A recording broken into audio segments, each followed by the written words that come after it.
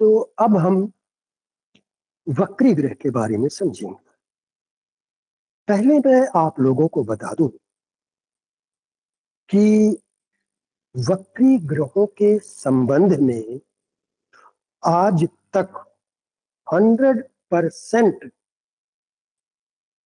उसके सही परिणाम कोई नहीं दे सका है।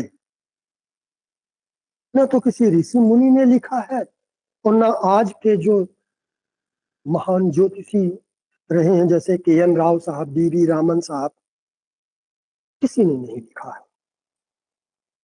सही सही उसके परिणाम 100% कोई नहीं जानता, मैं भी नहीं। अब वक्री ग्रह का मतलब क्या है, पहले मैं बता चुका हूं, फिर थोड़ा सा बता देता हूं कि वक्री का मतलब वैसे तो टेढ़ा होता है, लेकिन ज्योतिष शास्त्र में उसको कहते हैं पीछे लौटना, यानी ग्रह पीछे लौट रहा। तो क्या वास्तव में ग्रह पीछे लौटते हैं? नहीं, कोई भी ग्रह पीछे नहीं लौटता है। ज्योतिष शास्त्र दर्शन पर आधारित है। दर्शन का मतलब फिलॉसफी नहीं है। दर्शन का मतलब है देखना। दर्शन शास्त्र का मतलब फिलॉसफी होता है, लेकिन दर्शन का मतलब देखना भी होता है। तो ये जो ज्योतिष का आविष्कार हुआ है, ये नंगी आंखों से जो जैसा दिखता है उसके आधार पर हुआ है। तो जब कोई ग्रह वक्री होता है तो आंखों से देखने पर ऐसा लगता है कि वो ग्रह पीछे की ओर लौट रहा है, तो उसे वक्री कहा जाता है। जबकि हकीकत ये नहीं है, वो पीछे कोई भी ग्रह नहीं लौटता है। हाँ, होता क्या है कि उसकी चाल धीमी हो जाती है। क्यों धीमी हो जाती है? वो ग्रह वक्री कब होता है, मैंने इसके पहले आपको बताया भी है कि मंगल, गुरु, शनि,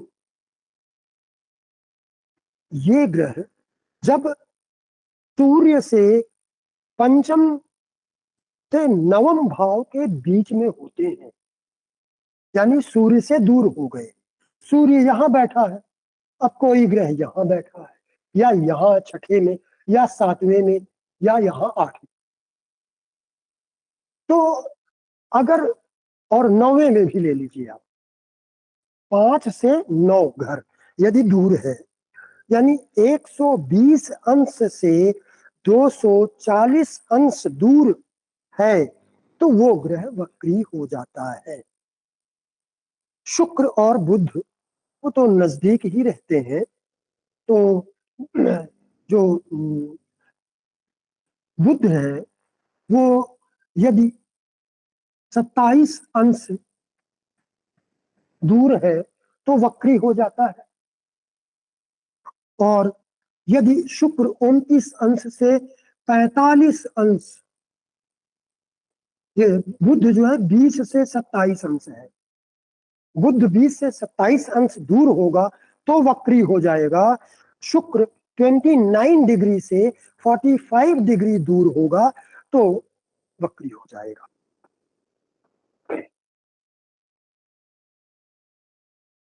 अब वक्री ग्रह,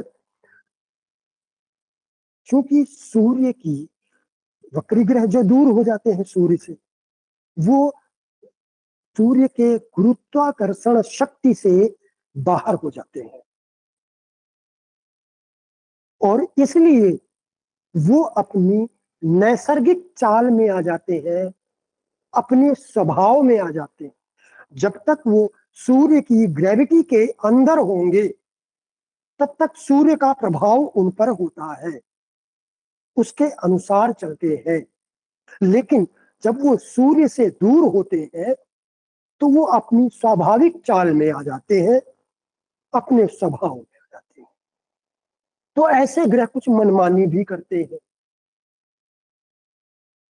अब जो ग्रह वक्री हो गया है उसके फल क्या होते हैं? तो देखिए, जो वक्री ग्रह है, एक साधारण सा नियम यह है कि ये ग्रह वो पटांग के फल देते हैं। समझ में नहीं आता है कि वक्री ग्रह कैसे फल देंगे। कुछ ऐसे सूत्र हैं जो मैं आपको बताता हूं। पहला भाव, कोई भी ग्रह यदि लग्न, पंचम, नवम यानी त्रिकोण, यदि त्रिकोण का स्वामी है,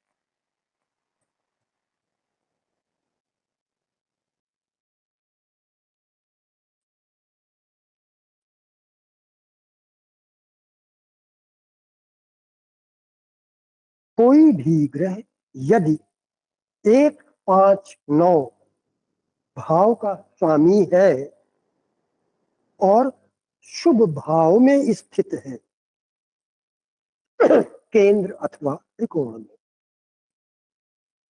तो वो ग्रह शुभ फल देता है, बशर्ते कि उसकी दूसरी राशि अशुभ भाव में ना हो।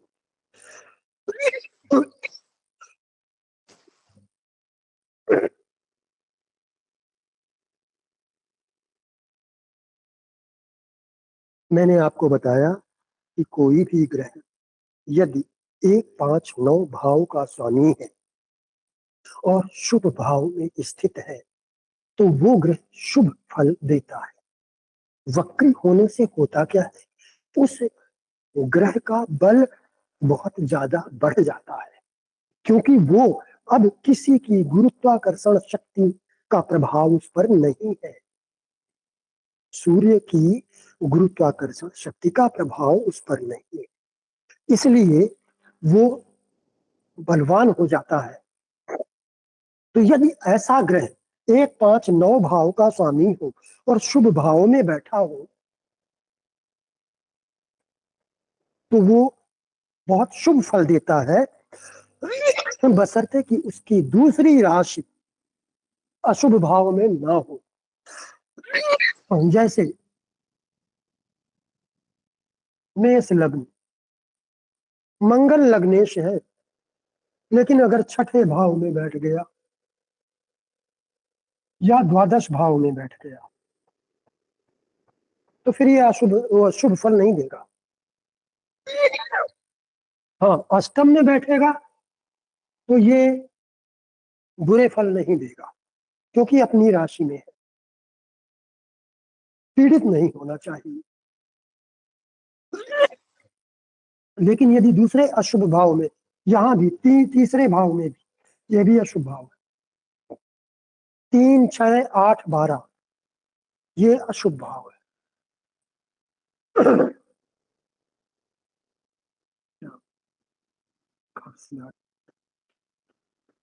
तो पहला सूत्र मैंने आपको बताया, त्रिकोण का स्वामी। अब यदि कोई शुभ ग्रह का मतलब स्वामित्व से संबंधित, जैसे यहां पर मंगल शुभ ग्रह है, यहां पर सूर्य शुभ ग्रह है, यहाँ गुरु शुभ ग्रह है क्योंकि ये धनु राशि है। अगर ये शुभ ग्रह अशुभ भाव में बैठ जाते हैं वक्री हो करके 3, 6, 8, 12 में, तो ये अशुभ परिणाम देंगे, शुभ नहीं देंगे।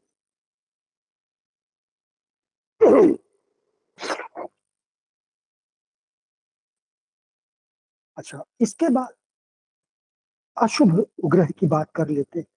यदि कोई भी अशुभ ग्रह वक्री हो, जैसे 3, 6, 8, 12 भाव का स्वामी, तो वो अशुभ ग्रह यदि अशुभ भाव में ही स्थित हो तो शुभ फल देता है। अशुभ ग्रह बलवान हो जाएगा, लेकिन यदि अपने भाव में है तो शुभ फल देगा।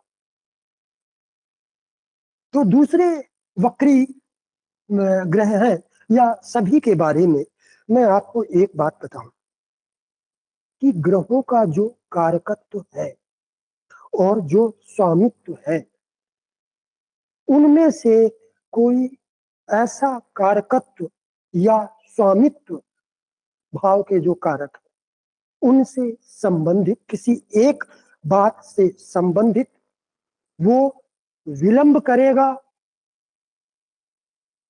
बाधा उत्पन्न करेगा।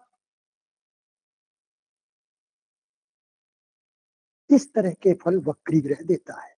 जैसे मान लीजिए गुरु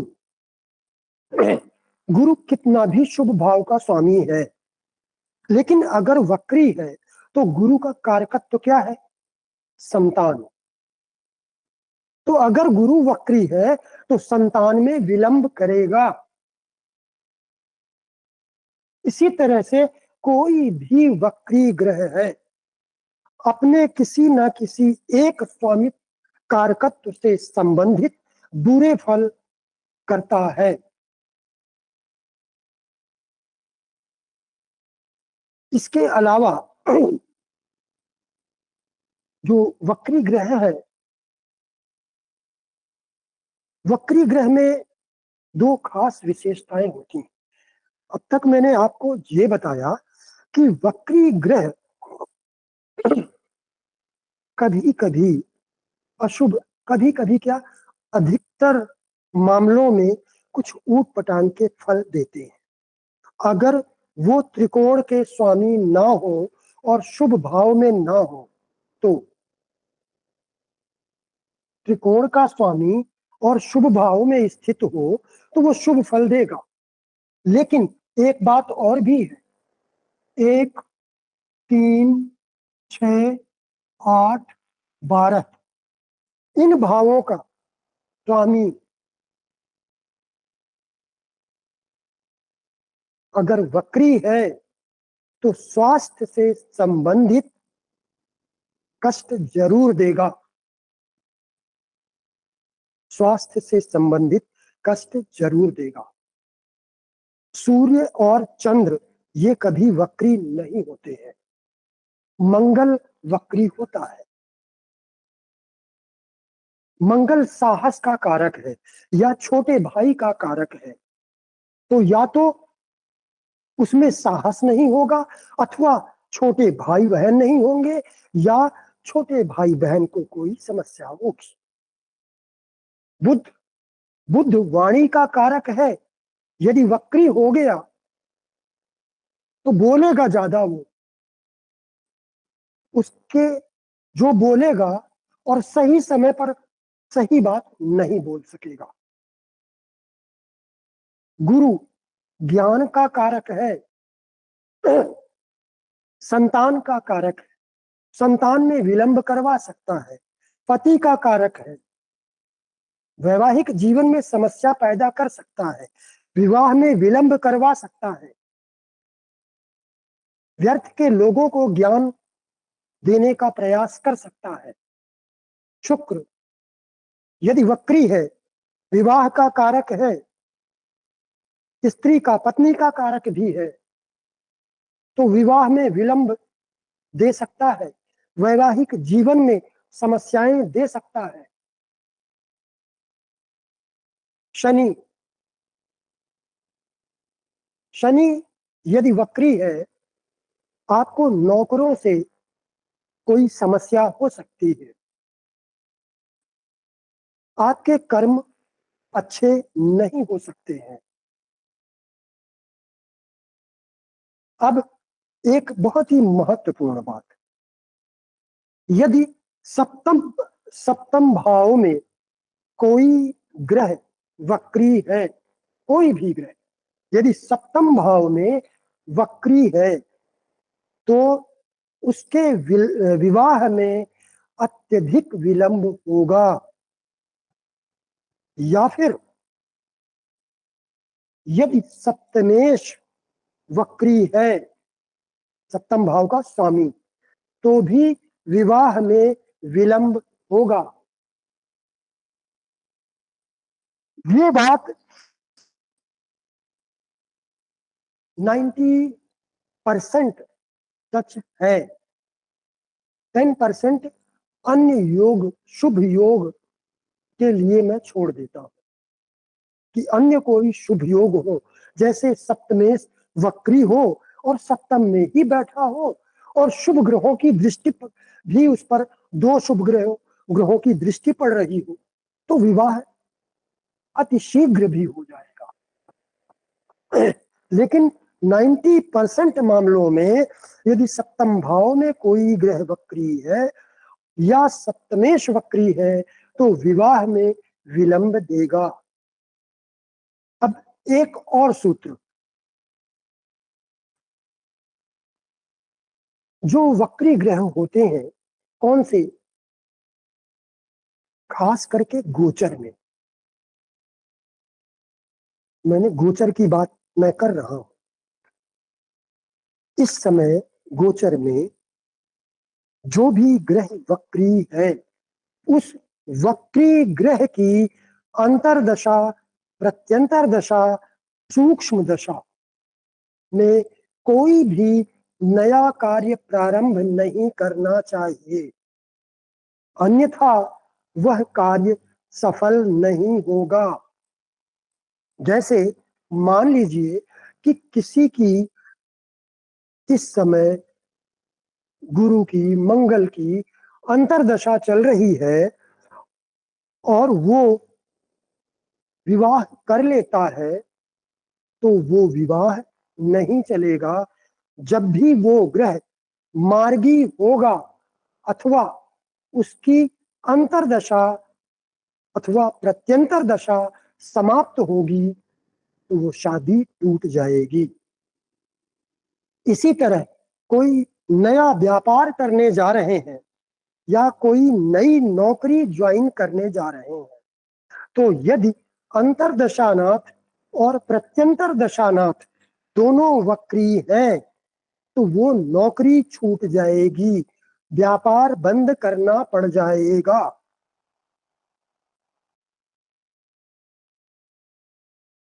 एक काम अच्छा होता है इस मामले में, यदि किसी प्रत्यंतर दशानाथ, कोई प्रत्यंतर दशानाथ यदि वक्री है और उस समय आप किसी को पैसा उधार देते हैं, तो जैसे ही प्रत्यंतर दशानाथ मार्गी होगा अथवा उसकी प्रत्यंतर दशा समाप्त होगी, आपको आपका पैसा वापस मिल जाएगा।